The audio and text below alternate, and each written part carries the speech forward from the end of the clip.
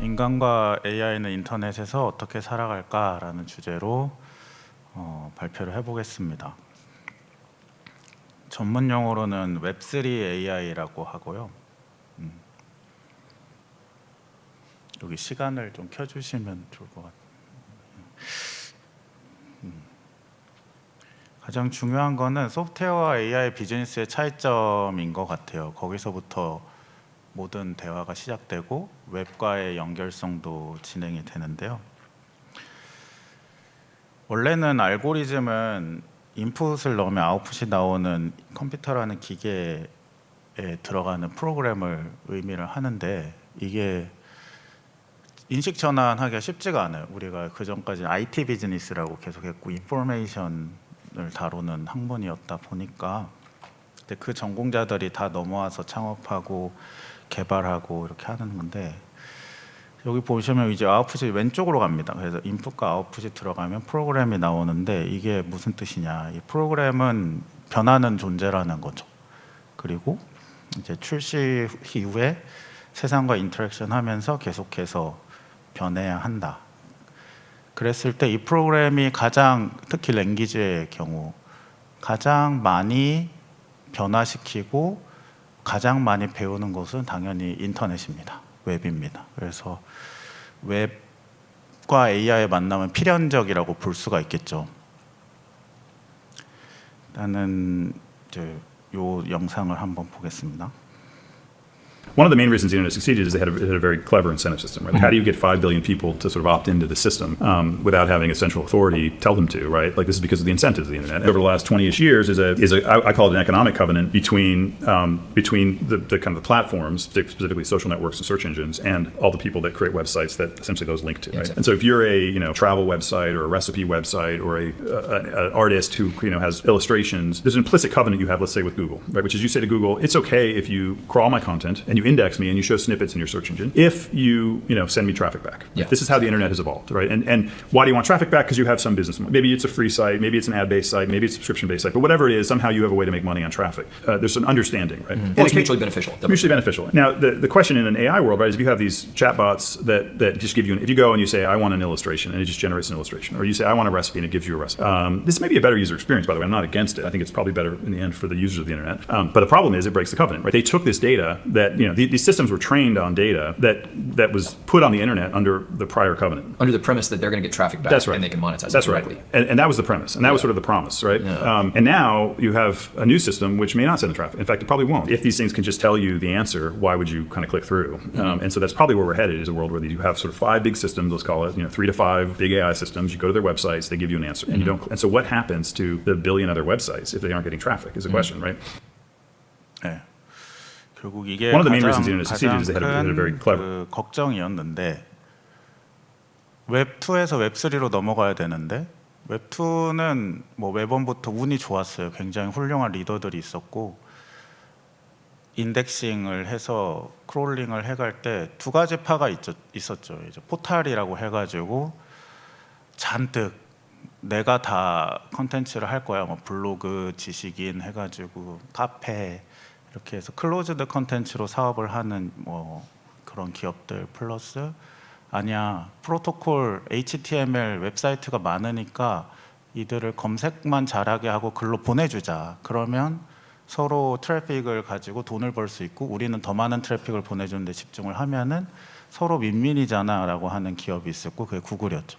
다행히 구글이 이제 주도하는 생태계에서 굉장히 좀 성공적으로 지나갔다.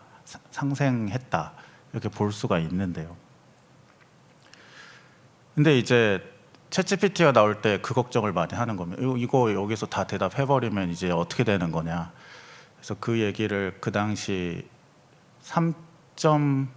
챗GPT가 나오자마자 그러니까 GPT-3가 나왔을 무렵에 구글도 LLM을 당연히 개발하고 있었고 그 LLM 개발자들이랑 얘기를 하는데 어떻게 할 거냐 했을 때 명확하다. 아키텍처적으로 한계가 있다. 챗GPT는 왜냐하면 웹이랑 아까 소통하는 방법에 대해서 처음부터 다시 배워야 되니까 이거는 결국 구글이 이기는 싸움이다. 그래서 단기간에 챗GPT가 앞서 나갈 수 있지만 금방 따라잡을 것 같다. 라는 결론이고 다시 한번 생태계를 프로토콜 위주로 만들 것 같다. 우리는 항상 그래왔으니까 그게 그때의 답변이었습니다. 그러고 나서 지금 이게 오늘 장표인데요. 구글이 다 이기고 있습니다. 네. 그래서 응원하는 입장이고요.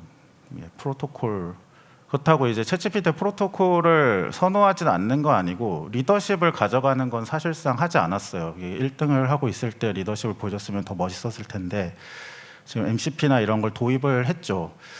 그래서 프로토콜에 들어왔는데 여기 가운데 보면은 보라색 부분 정도만 지금 이기고 있고 나머지는 이제 구글이 대부분 이기고 있습니다. 근데 이게 왜 이런 현상이 벌어지느냐라고 했을 때 이거를 정말 이해시키기가 어려운데 우리는 사람이 뭐야 그러면 보통 이렇게 생각해. 우리가 보이는 거 플러스 우리가 알아낼 수 있는 거 뭐 심장, 눈, 뭐 뇌 이런 게 있는 게 사람 아니야? 조직이 뭐야 그러면 대표 있고 뭐 부서 있고 팀장 있고 차장 있고 이렇게 해서 서로 일하면 회사 아니야?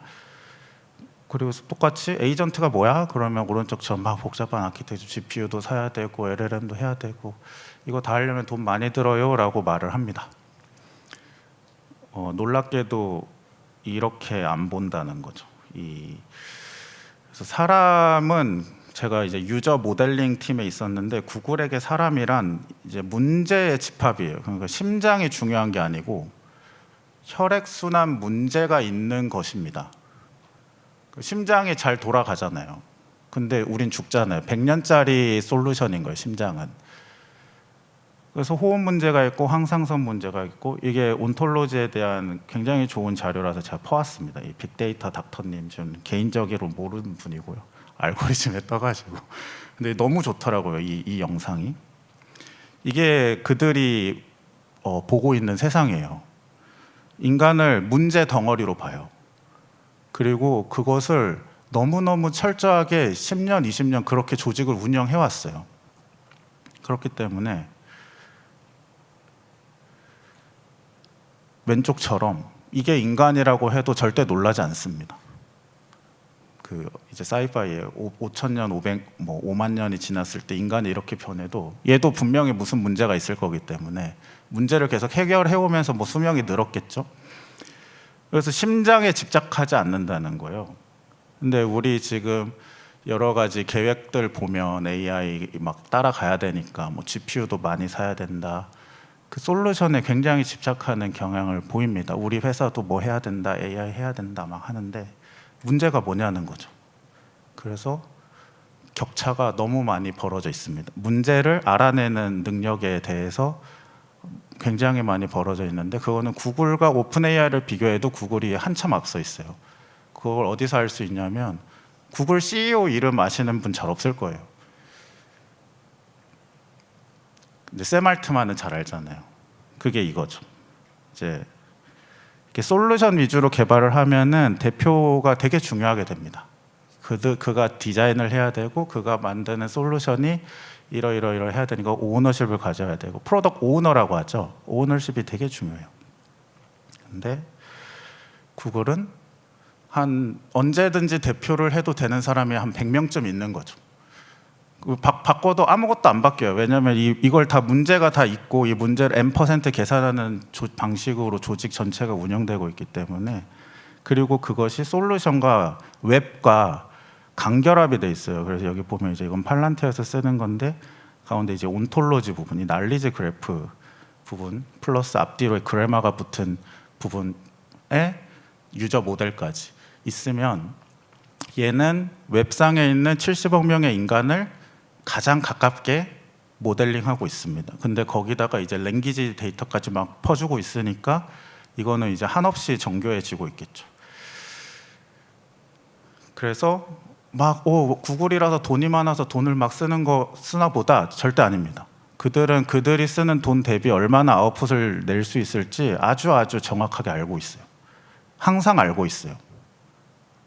클릭을 하면 얼마 벌지부터 계속 트래킹을 하고 있으니까 채팅 한 번에 얼마짜리인지를 정밀하게 계산하고 있다. 근데 우리가 그걸 모른 채로 100조, 200조 쓰면 안 되겠죠.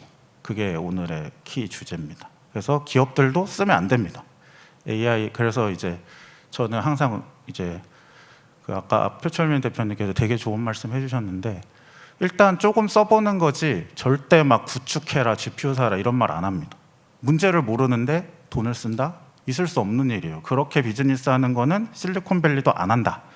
그거 흉내내지 마라. 그들은 알고 하는 거니까. 그러면 우리는 첫 번째 따라가야 될 건 걔들이 뭘 알길래 돈을 쓰는 거지? 문제를 알아야 되는 거죠. 그래서 그게 언제부터 시작된 거냐면은 이 어텐션 이즈 올 유 니드라는 2017년 논문부터 해서 GPT가 쭉 이제 개발이 되는데요. 사실 더 뒤에 있습니다. 이게 그냥 2004년도에 이 맵리듀스라는 게 있는데, 결국 쿼리 키 밸류라는 아키텍처 안에 녹아 들어가 있어요. 그 밸류라는 거는 그 웹의 페이지를 의미하는 거고요. 지금은 랭귀지 전체를 의미하게 됐지만, 그것을 키로 인덱싱을 해가지고 요 QKV 있죠, 세 개 변수, 저걸로 세상을 바라보겠다는 겁니다. 이제 쿼리가 있고 질문이 있고 그것을 찾아낼 수 있는 매핑의 값이 키가 있고 실제 데이터, 액추얼 팩트가 있다, 밸류가 있다. 요 세 가지로 그냥 퉁치자. 그것만 해도 오거나이즈 월드 인포메이션 한참 한다라는 거를 해가지고 계속 검색 엔진을 만들고 그거를 GPU에 다 넣었죠. 그러니까 GPU 한 장에 다 넣어버린 거예요. 한 10년 동안은 한 20억 개의 컨테이너를 써서 그 QKV를 만들다가 이제는 GPU 한 장에 넣어버린 겁니다. 그러니까 완전히 디멘션이 달라진 거죠. 그 전이 2D였다면 이제 3D가 되는 거예요. 그래서 지금 나온 프로토콜은 주목해야 되는 게 A2A 프로토콜과 MCP 프로토콜입니다. 이 두 개가 굉장히 중요하다. 그래서 이제는 에이전트들이 연결되고 사람들이 쓰는 세상이 왔는데, 이거는 제가 퀵하게 데모를 보여드리는 영상이에요. 영상이라고 캡처예요. 이제 뭐가 다르냐 보시면은 제가 여기 MCP를 두 개를 연동시켰는데 구글 뉴스 서치랑 야후 스톡 API 두 개 MCP를 연동을 시켜가지고 얼마나 좋아지는지 좀 시연을 보여드린 거예요.